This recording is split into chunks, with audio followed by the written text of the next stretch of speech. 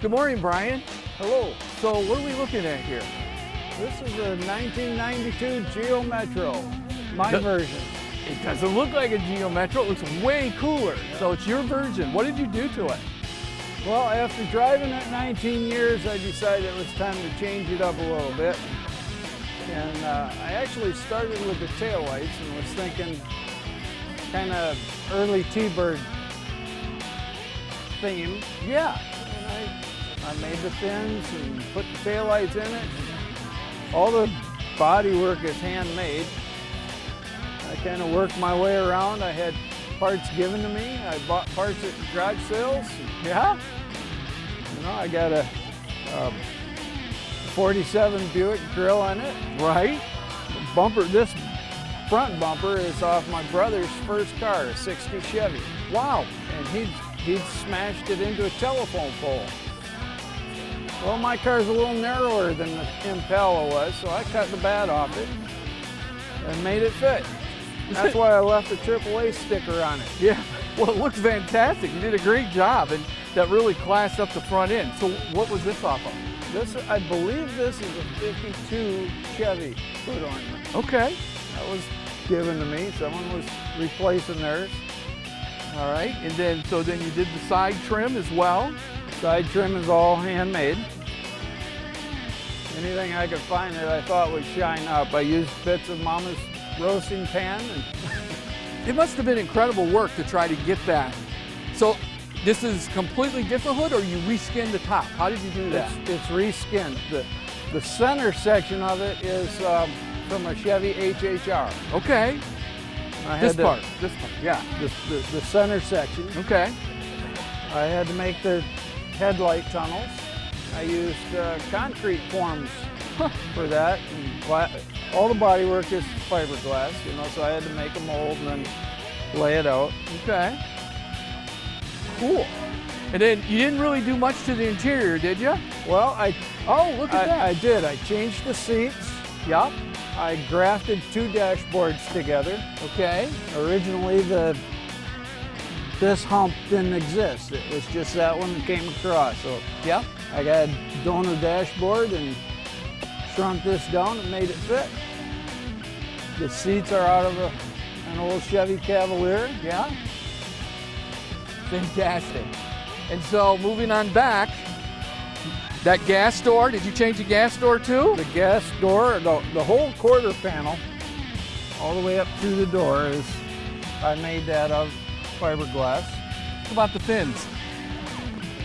Fins are handmade. Got the shape I wanted out of styrofoam, masking tape, and made a fiberglass form, and made the fin. The center section is original. Yep. T-Bird taillights, like you said? The taillights actually came off of a bus. Okay. Cool.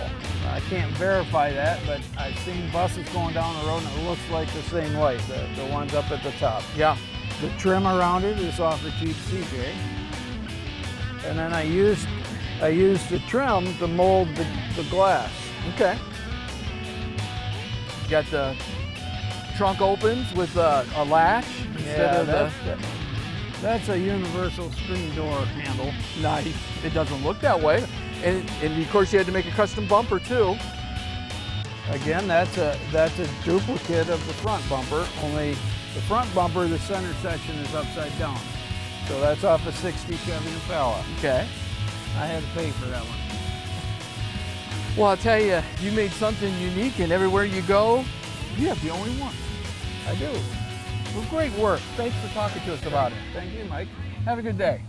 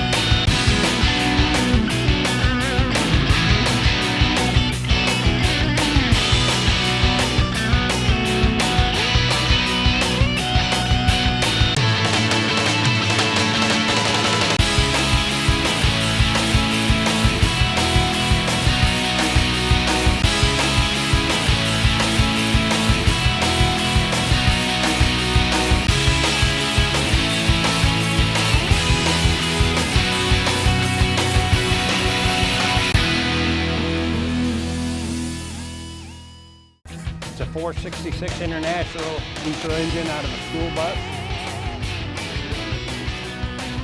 with a 4-speed Allison automatic transmission. Now, was this stuff you just had laying around? No, actually I bought it from a school that the bus had caught on fire and they junked it out years ago, and they took the motor out, put it on the shelf, and sit on the shelf for 20 years. But the engine's got less than 10,000 miles on it. So you feel pretty comfortable driving anywhere you want? Oh yeah, I drive all over it. Handles like a dream. And so, you know, you got some stuff on here. You got a rat on the front and the Pirate there. Yeah, that's odds and ends I picked up. And you made the seats yourself? Yes, out of stop signs and speed limit signs and whatever I can pick up and accumulate. That's cool. So I bet everywhere you go, people stop, right? You have to talk about it? Oh yeah, if looks could kill, I'd be gone. Everybody takes pictures and they like it. So, you know, a diesel engine, so it isn't horsepower, right? It's Torque. Torque, so it's got a lot of torque there? Yeah, I'd take it out in the field and plow when I get home. That would be an interesting picture, that pulling a plow. Yes. Well, thanks for talking to us about it. It's a great looking car. Well, thank you very much. Thanks.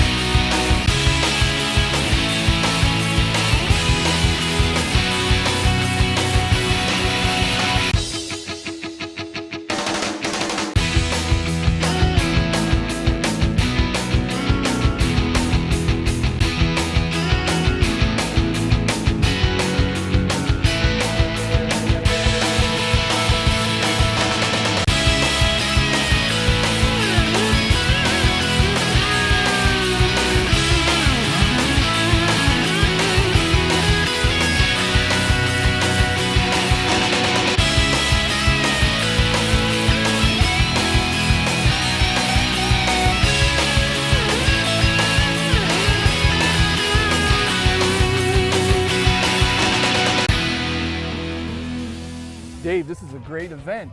Where are we at again? We're in the Vandercook Lake Park. I mean, this is actually over 100 years old. This is where they used to have carnival rides and do all sorts of other things. Beautiful park with 100-year-old oaks, probably, other trees, and we're having a wonderful time. We got right now. We started this car show cruising last year, and we had a member pass through the COVID in November. Him and his wife about the same time, and so we've named it LD's Cruisin', and it's in honor of LD McWaters. And last year we had about 120 cars, and I'm thinking that this year we'll probably get close to 120 cars. It's a nice time under the tree in the shade.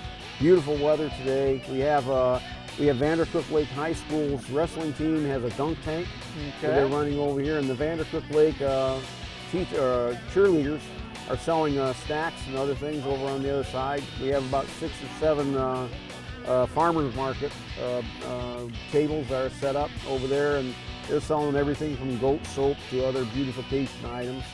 And it's just a wonderful day. I mean, the good Lord was good to us with good weather. Wow, the way it looked yesterday, you didn't think it was going to be this beautiful. Now, is that their Corvette, the folks that passed away? That belonged to LD McWaters, who passed away last November. Lifelong Vandercook Lake resident and a graduate of Vandercook Lake High School, and his daughter is still in town. She's a beautician, and she has the car now. That was LD's car from he bought it in the '60s. Okay. And he takes care of it like like a fourth child. It's a beautiful car.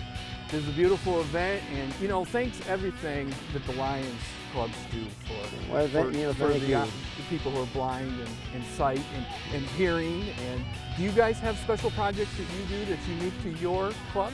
Well, one thing you see over here is the kids' side trailer, and that trailer anybody can ask us to do. And we actually have cameras. They're called spot cameras, and they can and we take the picture. You know, look at the eyes, and once it focuses, that camera will diagnose any eye problems that they may have. Then we can put that out into a prescription. If the family is having difficulty paying for the new glasses for children or adults, for that matter, Lions clubs help them. You know, at that point. We also work with hearing aids for people. Okay. At this time, our big thing being is in 1925, Helen Keller asked us to be the Knights of the Blind, and so our primary mission has been to prevent blindness and help the blind.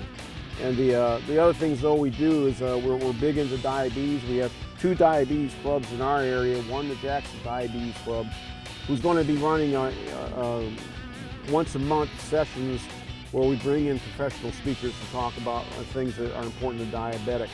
And the diabetes is the largest cause of blindness in the United States, and so that's naturally a big mission for us. More than anything else, we support the community. Any community that we're in, we are big into helping Vandercook Lake High School. We also put up the street decorations for Christmas. Yeah. We hang about 54 ornaments from the telephone poles. We have a free ice cream social every year for the community. Again, we help those in need, as they're needed. We do a rummage sale, drawdown, the car show, basically anything we can do to improve the quality of life for the area. And any money that we get from the fundraising goes back to the community 100%. On an international basis, we contribute to the foundation. The foundation gives out grants for critical things for communities. In our area, when Dexter got hit by a tornado, we put in the grant request, and we had $10,000 within a week in order to be able to help those. We're doing it right now. We should be getting $10,000 to help the flood victims in Detroit, in that. And so we do contribute to that. There's several worldwide missions that we have. We're the largest service club in the world, over 200 countries. And our primary thing is service to the communities that we live in, and service to the world community. And just so you know, I'm a past club president, Unit Lions Club. Oh, wonderful. And I'm familiar with everything they do. I've stood out in the rain in white cane to collect money. We sold pumpkins, so thanks for everything you do. Oh, thank you. Keep up the great work. And I tell you, is we are always looking for people for the opportunity to join. And with the Vandercook Lake Lions, we meet on the second Wednesday of the month and the fourth Wednesday of the month. My phone number is 787-3950. You call and we'll buy you dinner. Come down. We're based at Francis and McDevitt in the old fire station, and we're just like Ghostbusters. We live in the fire station, and come on, we'll show you the facility. For members, the facility is a free rental. For the community, we keep it very low in cost to be able to service for the community. But we'd love to have anybody that's interested give us a call. We'd love to buy you dinner. So get off the couch and go volunteer. Join the Lions Club here in Jackson, or wherever you are in the U.S., there is a Lions Club near you. So go join them and help make the world a better place. Hold on. Excuse me. We're in the middle of filming. I'm sorry. It's okay. Just give us a second. I'll be done.